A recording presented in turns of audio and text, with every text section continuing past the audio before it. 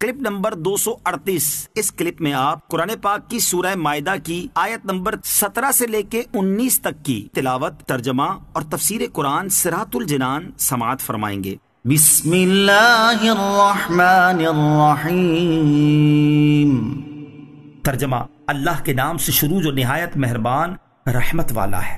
لقد كفر الذين قالوا إن الله هو المسيح ابن مريم قل فمن يملك من الله شيئا إن أراد أن يهلك المسيح ابن مريم وأمه ومن في الأرض جميعا وَلِلَّهِ مُلْكُ السَّمَاوَاتِ وَالْأَرْضِ وَمَا بَيْنَهُمَا يَخْلُقُ مَا يَشَاءُ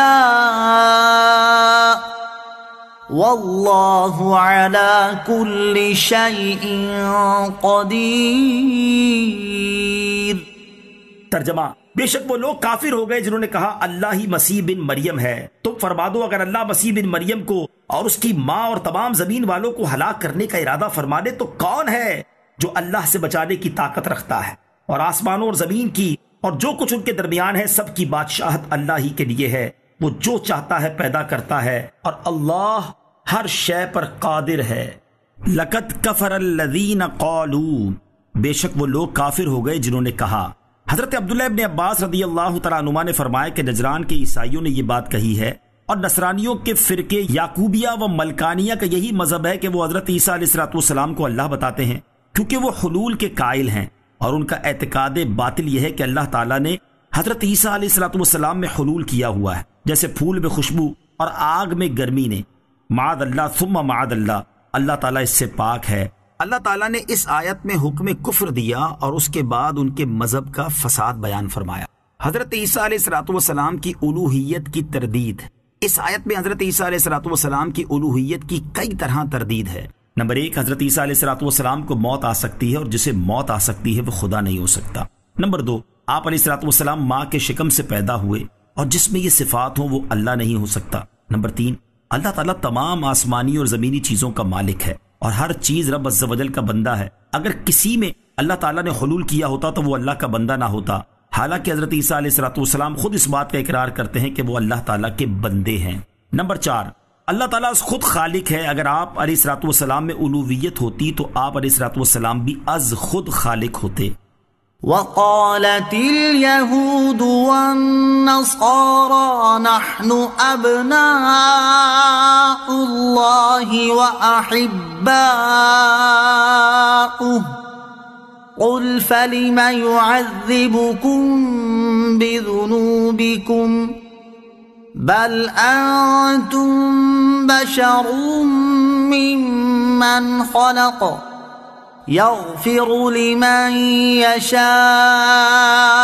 ويعذب من يشاء وَلِلَّهِ مُلْكُ السَّمَاوَاتِ وَالْأَرْضِ وَمَا بَيْنَهُمَا وَإِلَيْهِ الْمَصِيرُ۔ ترجمہ: اور یہودیوں اور عیسائیوں نے کہا ہم اللہ کے بیٹے اور اس کے پیارے ہیں۔ اے حبیب تم فرما دو اگر ایسا ہے تو پھر وہ تمہیں تمہارے گناہوں پر عذاب کیوں دیتا ہے؟ بلکہ تم بھی اس کی مخلوق میں سے عام آدمی ہو۔ وہ جسے چاہتا ہے بخش دیتا ہے اور جسے چاہتا ہے سزا دیتا ہے، اور آسمانوں اور زمین اور جو کچھ اس کے درمیان ہے سب کی سلطنت اللہ ہی کے لیے ہے اور اسی کی طرف پھرنا ہے۔ وقالت اليہود والنصارى، یہودیوں اور عیسائیوں نے کہا۔ اس آیت کا شان نزول یہ ہے کہ حضور پر نور صلی اللہ تعالی علیہ وسلم کے پاس اہل کتاب آئے اور انہوں نے دین کے معاملے میں آپ علیہ السلام سے گفتگو شروع کی۔ آپ صلی اللہ تعالی علیہ وسلم نے انہیں اسلام کی دعوت دی اور اللہ تعالیٰ کی نافرمانی کرنے سے اس کے عذاب کا خوف دلایا، تو وہ کہنے لگے کہ اے محمد صلی اللہ تعالی علیہ وسلم آپ ہمیں کیا ڈراتے ہیں؟ ہم تو اللہ تعالیٰ کے بیٹے اور اس کے پیارے ہیں۔ اس پر یہ آیت نازل ہوئی۔ یہودیوں کی قول کا مطلب یہ تھا کہ ہم خدا عز و جل کو ایسے پیارے ہیں جیسے بیٹا باپ کو، کیونکہ بیٹا کتنا ہی برا ہو مگر باپ کو پیارا ہوتا ہے، ایسے ہی ہم ہیں۔ یہاں بیٹے سے مراد اولاد نہیں، کیونکہ وہ لوگ اپنے کو اس معنی میں خدا کا بیٹا نہ کہتے تھے۔ خود کو اعمال سے مستغنی جاننا عیسائیوں کا عقیدہ ہے، اس آیت سے معلوم ہوا کہ اپنے آپ کو اعمال سے مستغنی جاننا عیسائیوں کا عقیدہ ہے۔ آج کل بعض اہل بیت سے محبت کے دعوے دار حضرات اور بعض جاہل فقیروں کا یہی عقیدہ ہے۔ ایسا عقیدہ کفر ہے، کیونکہ قرآن کریم نے ہر جگہ ایمان کے ساتھ اعمال صالحہ کا ذکر فرمایا۔ فَلِمَا يُعَذِّبُكُمْ بِذُنُوبِكُمْ، پھر وہ تمہیں تمہارے گناہوں پر عذاب کیوں دیتا ہے؟ یہودیوں کا عقیدہ تھا کہ ہم 40 دن دوزخ میں رہیں گے، یعنی بچڑے کی پوجا کی مدت کے برابر۔ اس آیت میں فرمایا جا رہا ہے کہ اگر تم بیٹوں کی طرح اللہ عز و جل کو پیارے ہو تو تمہیں یہ سزا بھی کیوں ملے گی؟ یعنی اس بات کا تمہیں بھی اقرار ہے کہ گنتی کے دن تم جہنم میں رہو گے۔ تو سوچو، کوئی باپ اپنے بیٹے کو یا کوئی شخص اپنے پیارے کو آگ میں جلاتا ہے؟ جب ایسا نہیں تو تمہارے دعوے کا جھوٹا اور باطل ہونا تمہارے اقرار سے ثابت ہے۔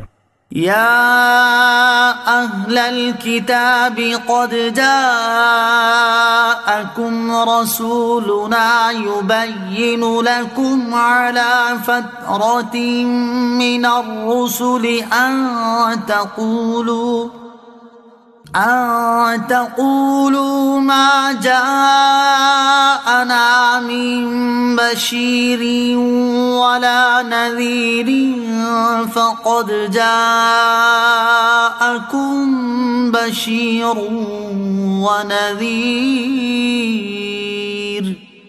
والله على كل شيء قدير۔ ترجمہ: اے کتاب والو، بے شک تمہارے پاس ہمارے رسول تشریف لائے۔ وہ رسولوں کی تشریف آوری بند ہو جانے کے عرصہ بعد تم پر ہمارے احکام ظاہر فرما رہے ہیں، تاکہ تم یہ نہ کہو کہ ہمارے پاس تو کوئی خوشخبری دینے والا اور ڈر سنانے والا آیا ہی نہیں۔ تو بے شک تمہارے پاس خوشخبری دینے والا اور ڈر سنانے والا تشریف لا چکا، اور اللہ ہر شے پر قادر ہے۔ یا اہل الکتاب، اے اہل کتاب۔ اس آیت میں اللہ تعالیٰ اہل کتاب کو اپنے عظیم ترین احسان کی طرف توجہ دلا رہا ہے کہ حضرت عیسیٰ علیہ السلام کے بعد رسول کریم صلی اللہ علیہ وسلم کے زمانے تک 569 برس کی مدت کسی بھی نبی کی تشریف آوری سے خالی رہی۔ اس کے بعد سید المرسلین صلی اللہ علیہ وسلم کی تشریف آوری ہوئی تو ایسی نعمت ہے جیسے شدید پیاس میں خوشگوار جام بخش ٹھنڈا پانی، یا شدید گرمی، تپش اور حبس میں خوشگوار بارش۔ تو ایسی انتہائی حاجت کے وقت تم پر اللہ تعالیٰ کی عظیم نعمت بھیجی گئی تو تمہیں اس کی قدر کرنی چاہیے، کیونکہ اب تو تمہارے پاس یہ کہنے کا موقع بھی نہیں رہا کہ ہمارے پاس کوئی تنبیہ کرنے والے تشریف نہیں لائے تھے۔ زمانہ فطرت سے کیا مراد ہے؟ حضرت عیسیٰ علیہ السلام اور سرکار دو عالم صلی اللہ علیہ وسلم کے درمیانی زمانے کا نام زمانہ فطرت ہے۔ اس زمانے کے لوگوں کو صرف عقیدہ توحید کافی تھا، جیسے حضور پرنور علیہ السلام کے والدین کریمین۔